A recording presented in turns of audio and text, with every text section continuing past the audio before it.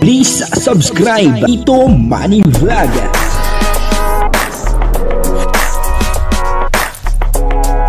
Payagan po si Tito Manny Vlog na mag-reactor para pambiling gamot sa kanya pong karamdaman. Wala man siyang records ng ng awayan. Magandang umaga, magandang tanghali at magandang gabi sa inyong lahat mga kapatid. Saan man kayo ng panig ng mundo naroon ngayon ay mag-iingat kayo palagi at pagpalain kayo ng ating Panginoon. Maraming salamat din po sa patuloy na tumatangkilik sa aking YouTube channel at nanonood sa aking video reaction. Patuloy na po natin supportahan sila Kuya Bal Santos Matubang, Kalinga Prab, at Edna Vlog, Jack Tapia, at siyempre mga kasamahan po sa Karepa at yung mga Kalinga partner na charity vlogger. O ito po, meron pong pagbabanta sa isa sa mga beneficiary ng Kalingap at wala pong iba kundi itong si Joy Diwata. At talagang galit na galit po itong si Andy Kayakap. Kasi siyempre alam naman po nating lahat na si Andy Kayakap, ang turing niya po dito sa kanyang na-scout na si Joy Diwata ay parang tunay na niyang anak. Papanoorin po natin yung video at siyempre tatalakayin po natin yan. At bibigyan po natin ng konting reaction. Ang kabuuan po ng video ito ay mapapanood po natin sa YouTube channel ni Andy Kayakap. Ayun, portahan po natin yan ay isang magaling na charity vlogger at scouter. Yan po ay isang Batanggenyo. Talagang hindi po yan na-atras kasi Batanggenyo po yan eh. Kumbaga may isang salita. Papanoorin po natin yung video. Ito po ang video. At ito, ang kabuuan po nito ay nanggagaling kay Andy Kayakap. Alaman po ninyo ito doon sa hindi nakakaalam. Kayo na po ang musga kung ang aking pagla-live na ito ay tama ba o mali. Pero sa ngayon pa lamang po, mga kababayan, ako po'y humihingi na agad sa inyo ng panguunawa. Sana maunawaan po ninyo ako, Dahil sa inyo man po tumama o sa inyong anak, sa inyong pamangkin, sa inyong kamag-anak, sa inyong pamilya, kayo ay magagalit din.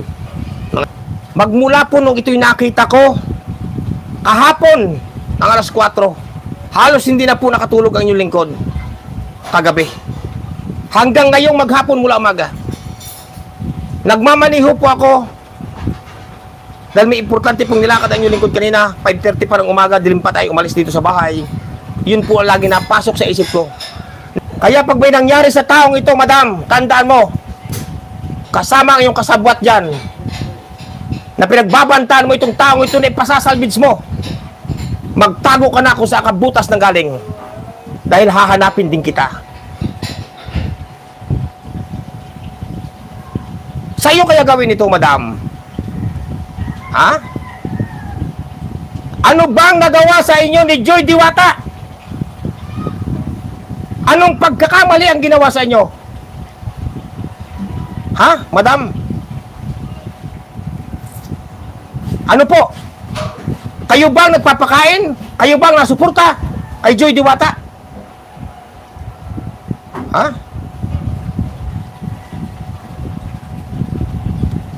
May karapatan po akong ipagtanggol si Joy Diwata dahil itinuturing ko itong tunay na anak o anak-anakan na Andy Kayakap Vlogs.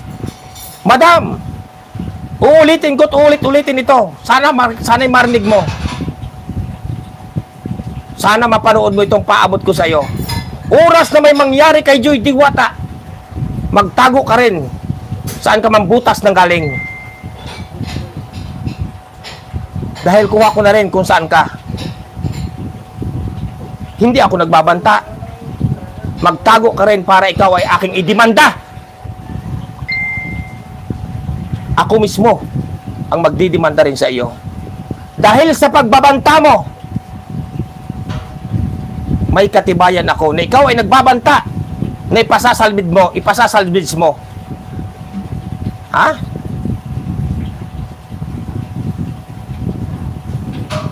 Ikaw ba ay makidiyos? Nasimba ka ba? Sino bang sinisimba mo? Kulay pula ba ang iyong dugo? Uuling ang iyong dugo? Po, napanood po natin yung video, At dito nga po ay sinabi ni Andy Kayakap, na merong nagbabanta sa buhay ni Joy Diwata. Ano po, talaga nga namang hindi maganda ang mga sinabi sa message na natanggap ni Andy Kayakap. Kaya gayon na lamang ang galit ni Andy Kayakap dito sa nag-message. Sinabi niya po ang pangalan. Puntahan nyo na lang po doon sa YouTube channel ni Andy Kayakap at doon po malalaman nyo kung sino ang taong ito. Na talaga nga naman medyo hindi maganda ang kanyang ginawang mensahe or message. Ito po ay pagbabanta sa buhay ni Joy Diwata. Ano ba ang naging kasalanan sa iyo ni Joy Diwata? At bakit kailangan mong bantaan ng ganyan? Mahirap po yan, yung iyong ginagawa, sapagkat once na may mangyari kay Joy Diwata, ay siguradong ikaw po ang masisisi. Kahit na po hindi ikaw ang gumawa, kasi ikaw po ang nagbanta, sigurado ikaw po ang maididemanda ni Andy Kayakap. At siyempre, wala pong ibang pagbibintangan kundi ikaw, kasi ikaw po ang nagbanta dito kay Joy Diwata. Kaya kung yan ay mga dala lang ng inyong galit, ay tigilan nyo na yan, kasi hindi maganda yan. Meron kayong ibang sinusuportahan at ayaw nyo kay Joy Diwata, ay suportahan nyo na lang po. Maging maligaya po kayo doon sa inyong sinusuportahan, at huwag nyo na pong pagsasabihan ng hindi maganda etong si Joy Diwata, sapagkat si Joy Diwata po ay matahimik, mabait, at walang ginawa kundi mag-aaral para sa kanyang futuro. At siyempre, ang inaalala niya po lagi ay yung kanyang pamilya.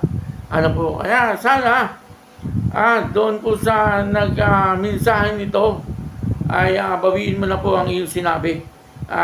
Habang may pagkakataon pa, humingi ka po ng sorry. Kung kaya mong humingi ng sorry. Pero kung hindi, once na may mangyari kay Joy Diwata, sigurado ikaw po ang masisisi. At ang isa pa rito, yung trauma nandala ng mensaheng ito ay napakalaking bagay, masyadong delikado.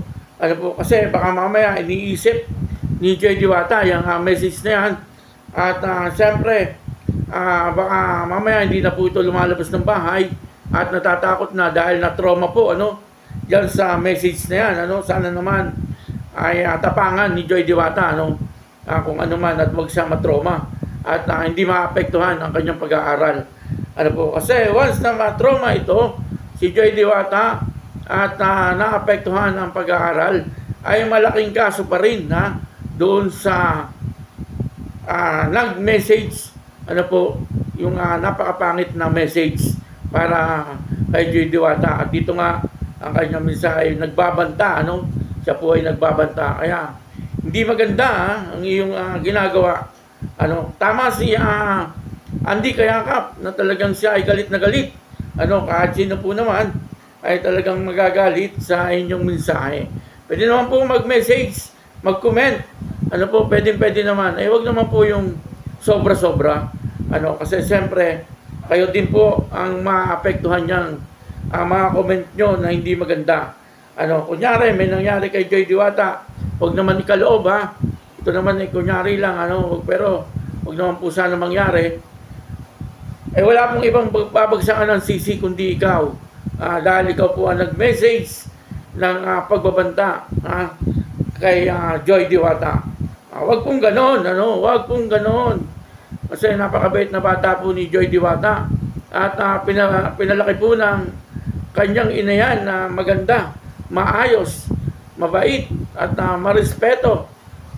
Inalagaan ng kanyang ina, nilamok nga daw. Ayaw padapuan yan ng kanyang ina. Tapos ganyan pa ang iyong i-comment na talaga nga namang nakaka-nervyos.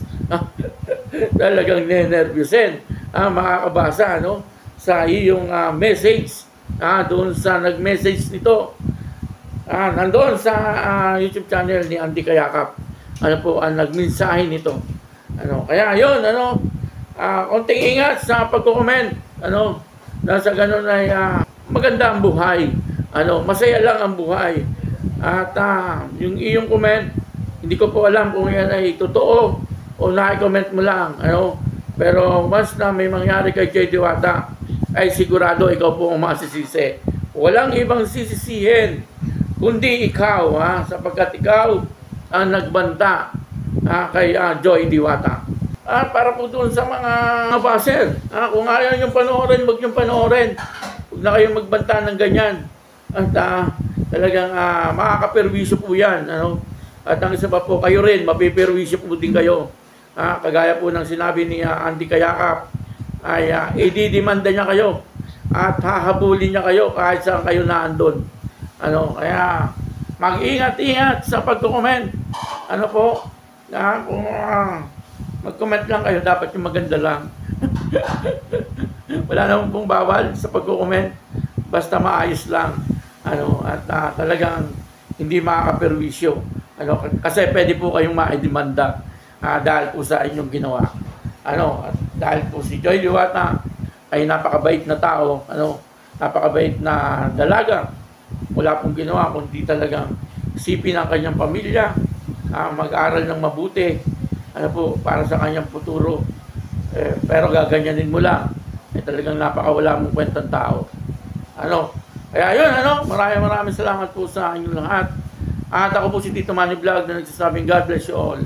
Diyos mabalos.